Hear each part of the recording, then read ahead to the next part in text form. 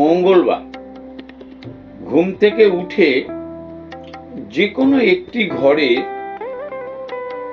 দরজা জানালা বন্ধ করে অন্ধকার করে একটি বাতি দান করুন।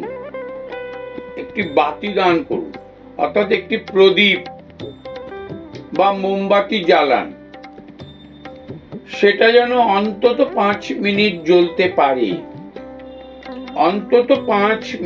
জ্বলতে পারে। তার সামনে বসে আপনি আপনার আরাধ্য দেবতার প্রতি প্রার্থনা জানান। যদি অসুবিধা হয়, ওম নমঃ শিবায় কথাটা 108 বার মনে মনে উচ্চারণ করুন। দেখবেন 5 মিনিট হয়ে যাবে। ধীরে ধীরে করবেন, তাড়াহুড়ো করবেন না। এটা প্রত্যেক মঙ্গলবার বা প্রত্যেক সোমবার সবাই করতে পারে। সকালে করবেন, চুপ করে বসে করবেন। বন্ধু বান্ধব আত্মীয় স্বজনকে বলবেন করতে।